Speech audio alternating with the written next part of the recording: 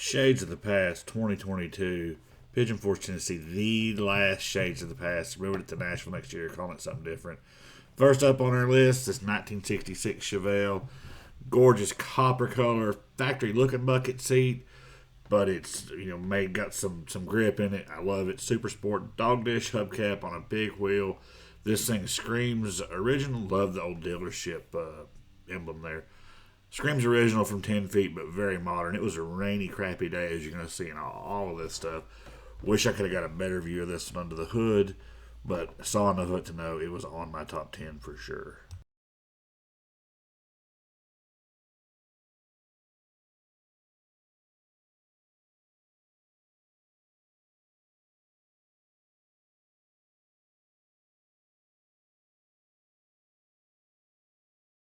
Listen, shop trucks are where it's at.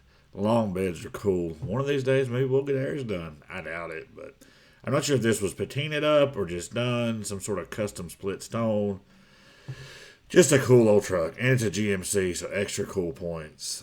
Again, raining, didn't get to look under the hood, get the dog dish hubcaps on it. Just a rough old truck, but you know what? What once was rough and work is now cool. Especially if they drove it down from Michigan. I'm not sure if they did or not, but had to have it on my top 10, top 8, I guess you should say. This is the 828 AF8 countdown. Did I say that? Capital C speech up on the other side. I was kind of confused by that. I'm not sure which it is, but either way, it was cool.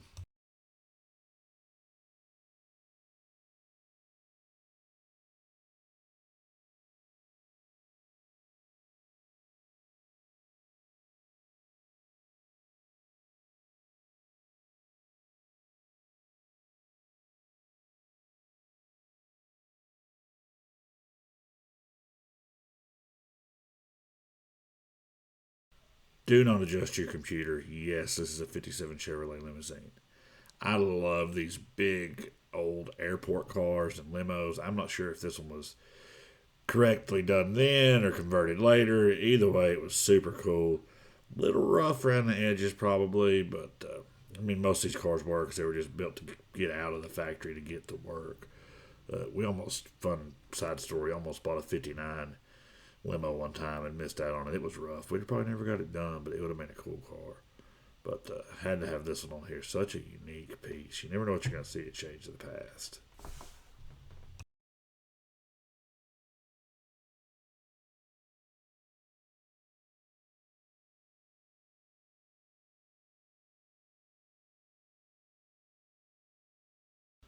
Love me some El Camino. Love the blue stripes. It's got blue, thin line red, it should be red letter, blue line tires on a big wheel, blue interior. This El Camino is slick. Black paint for days. Look at that big wheel tucked under the back. Cannot go wrong with this one.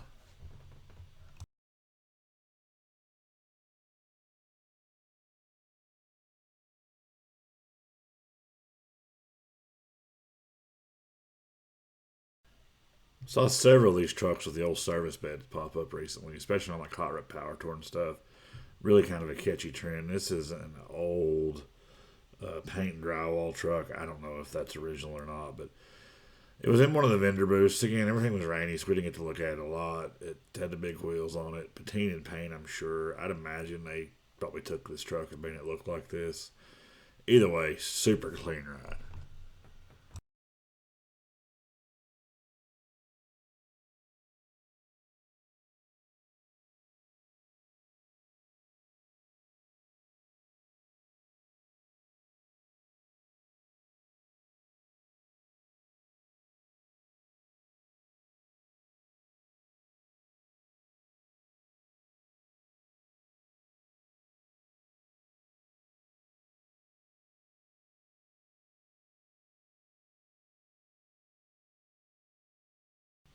Maybe it was the Cadillac taillights.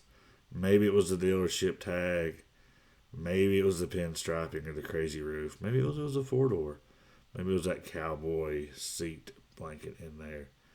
Either way, this Edsel is on the list and it's freaking cool.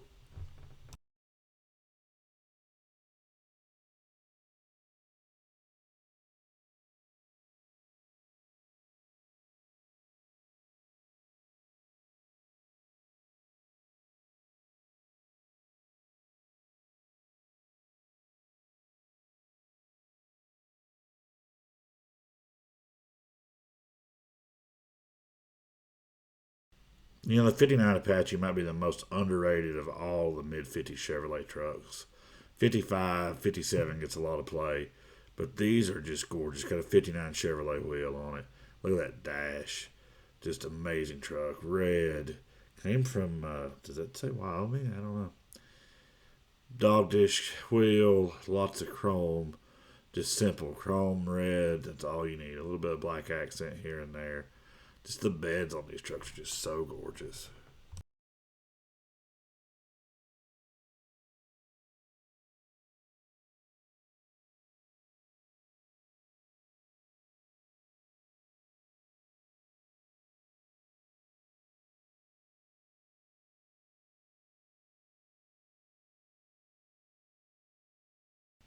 And the one piece I ran across out on the strip at Shades of the Past, 57 150, two-door post, silver interior, stick shift, says it's a fuel injection. Oh my God, yes, want. Anytime you see one of these cars, it will be number one if I have anything to do with the list. Maybe the prettiest car ever made. Appreciate y'all watching the 828 AF8 countdown. Hit that like button. Be sure you subscribe. Y'all be pretty.